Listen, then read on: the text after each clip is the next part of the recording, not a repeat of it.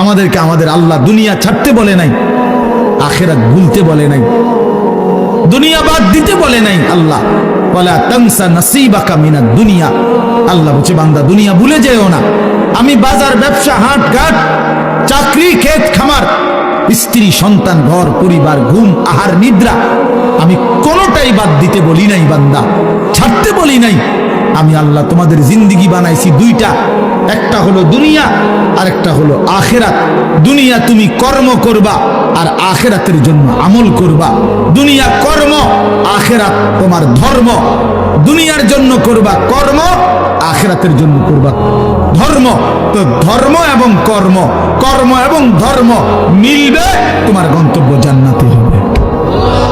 তাইলে এখন হুজুর একটা আশ্চর্য সুন্দর কথা কইছে যে আল্লাহ বলছে বান্দা দুনিয়া তোমার কর্ম, আখিরাতের জন্য তোমার ধর্ম। কিন্তু আখিরাত লম্বা সময়, দুনিয়া স্বল্প সময়। নবীজি সাল্লাল্লাহু আলাইহি সাল্লাম বলছেন একটা সাগরের মধ্যে যদি কেউ নিজের আঙ্গুল চুবায়, ভিজায়, তো আঙ্গুলের অগ্রভাগে যেটুকু পানি, এইটুকুই হলো দুনিয়া, আর সাগরের বাকিটা পানি আখিরাত। তাইলে আখিরাত লম্বা না দুনিয়া লম্বা বলেন? কিন্তু মজার বিষয় হলো লম্বা হলো আখিরাত, স্বল্প হলো দুনিয়া। কিন্তু আল্লাহ তাআলা আমার হায়াত, আমার সময় স্বল্প দুনিয়ার জন্যই দিয়েছেন বেশি, আর অনন্তকালের আখিরাতের জন্য আমল চাইছেন অল্প অল্প। সকাল 6টা বাজে 4 রাকাত ফজরের নামাজ, তাহলে 10 মিনিটের বিষয়। আবার দুপুর 1:30টা বাজে 10 রাকাত জোহরের নামাজ, 20 মিনিটের সময়।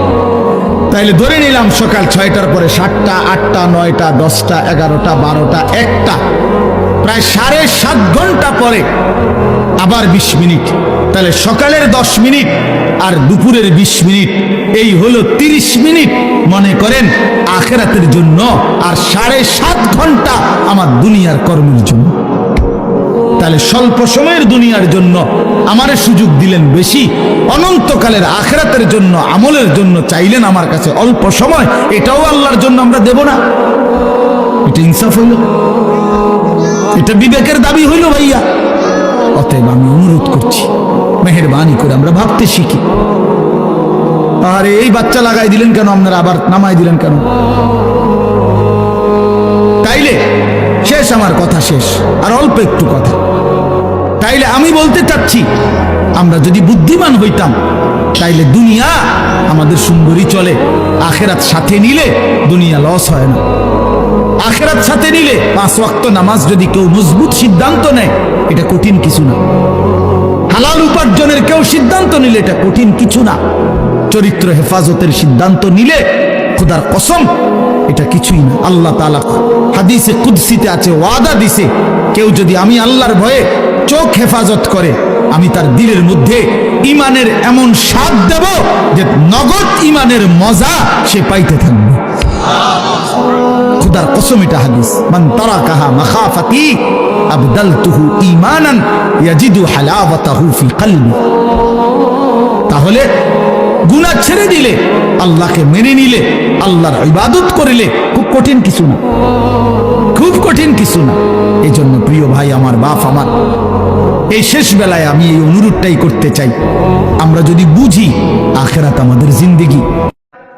9 জিলহজ মানে কোরবানির আগের দিন, ওই একটা রোজা আল্লাহর নবী সাল্লাল্লাহু আলাইহি ওয়াসাল্লাম, আমি বলছি এটার আলাদা ফজিলত আছে।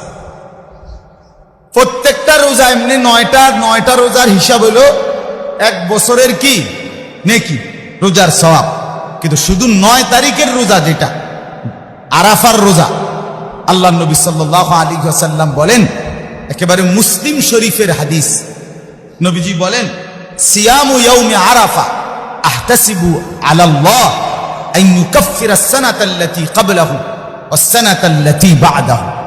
নবীজি বলেন 9 জিলহজের রোজা, আরাফার রোজা, আমি রাসূল আমার আল্লাহর কাছে আশাবাদী, এই এক রোজার বরকতে আল্লাহ তাআলা আমার উম্মতের পিছনের 1 বছরের গুনাহ মাফ করে দিবেন এবং সামনের 1 বছরের গুনাহ মাফ করে